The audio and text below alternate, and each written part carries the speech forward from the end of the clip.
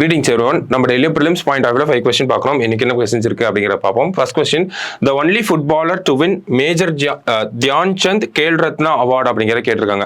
Major Dhyan Chand Khel Ratna விருதை வென்ற ஒரே கால்பந்து வீரர் யார் அப்படின்னு பார்த்தோம்னா நமக்கு சுனில் செத்ரி அவர்கள் தான். ஓகேங்களா? ஸோ அந்த சுனில் செத்ரி பார்த்தோம்னா சமீபத்தில் இந்திய கால்பந்து அந்த ஒரு விளையாட்டுல இருந்து ரிட்டையர் ஆக போறேன் அப்படிங்கறத சொல்லியிருப்பாரு. ஸோ அந்த ஒரு பின்னணியில தான் இந்த ஒரு கேள்வியை பார்க்குறோம். சுனில் செத்ரி மட்டும்தான் இந்தியன் ஃபுட்பால்ல இருந்து வேர்ல்ட் ஃபுட்பால்ல இருந்து நமக்கு இந்த மேஜர் தியான் சந்த் கேல் ரத்னா அவார்டு அப்படிங்கிறத வாங்கியிருப்பாங்க. ஓகேங்களா? ஸோ இது இந்தியன்ஸ்க்கு தான் கொடுக்குறாங்க. ஸோ சுனில் செத்ரி மட்டும் தான் வாங்கியிருக்காரு. ஓகேவா? ஸோ அடுத்தது who has been elected as the president of Supreme Court Bar Association அப்படின்னு கேட்டிருக்காங்க. உச்சநீதிமன்ற வழக்கறிஞர் சங்கத்தின் தலைவராக தேர்ந்தெடுக்கப்பட்டவர் யார் அப்படின்னா மூத்த வழக்கறிஞர் கபில் சிபால் அவர்களை தான் தேர்ந்தெடுத்திருக்காங்க. சரிங்களா? ஸோ அடுத்தது what is India's gateway to central Asia அப்படின்னு கேட்டிருக்காங்க.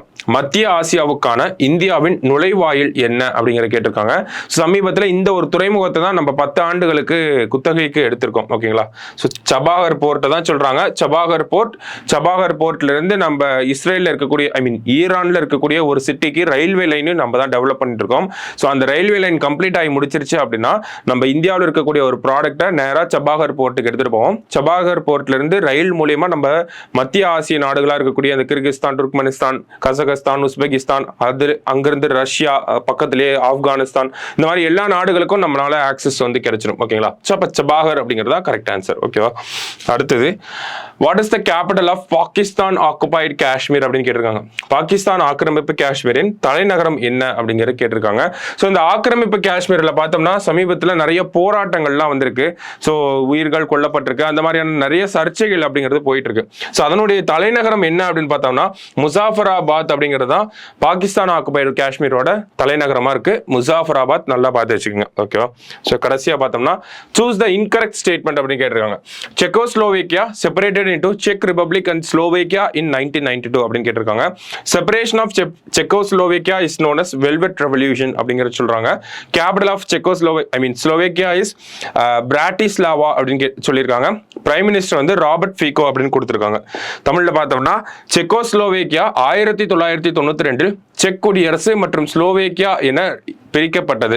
கரெக்ட் தான். 1992 இந்த செக்கோஸ்லோவேக்கியா அப்படின்னு சொல்லக்கூடிய ஒரே நாடு 2 நாடா பிரிஞ்சிருக்கும்.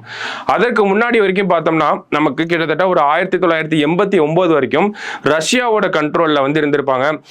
அந்த சோவியத்துல ஒரு பகுதியாக இருந்திருப்பாங்க. கம்யூனிசம் அப்படிங்கிறது அங்க அதிகமா இருந்திருக்கும். ஓகேங்களா? கிட்டத்தட்ட ஒரு 2ஆம் உலக போர் முடிஞ்சு ஒரு 44 ஆண்டுகளுக்கு வந்து நமக்கு அங்க கம்யூனிஸ்ட் ஆட்சி தான் நடந்திருக்கும். ஓகேங்களா?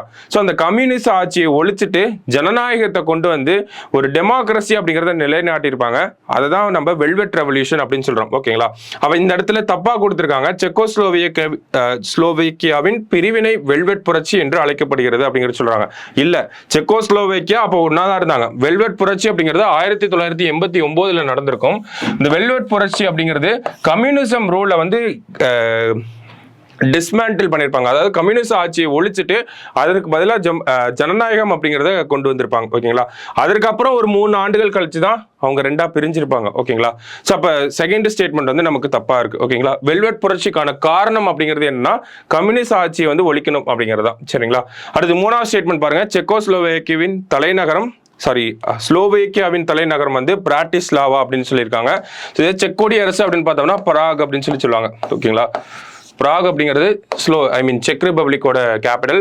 ஸ்லோவேக்கியாவின் பிரதமர் ராபர்ட் ஃபீகோ அப்படிங்கிறத சொல்லியிருக்காங்க. ஓகேங்களா? ஸோ இதை அடிப்படையாக வச்சுதான் நம்ம கொஸ்டினே வந்திருக்கு. இவர் சமீபத்தில் வந்து அசாசினேஷன் அட்டெம்ப்ட் அப்படிங்கிறது நடந்திருக்கும். சுட்டுக் கொல்லப்பட்டிருக்காரு. மருத்துவமனையில் சிகிச்சை பெற்றுட்டு இருக்காங்க. ஸோ அந்த ஒரு அடிப்படையில் தான் இந்த ஒரு கொஸ்டினை நம்ம பார்த்துருக்கோம். எதற்காக சுடப்பட்டார், இவங்களோட வரலாறு என்ன அப்படிங்கிறதெல்லாம் நம்ம டிஎன்ஏல பார்ப்போம். சரிங்களா? ஸோ இப்போ கரெக்ட் ஆன்சர் பி ஆப்ஷன் தான் கரெக்ட் நமக்கு. சரியா? ஸோ இன்னைக்கு 5 கொஸ்டின் பார்த்துருக்கோம். நாளைக்கு 5 கொஸ்டின்ல மீட் பண்ணலாம். தேங்க்யூ.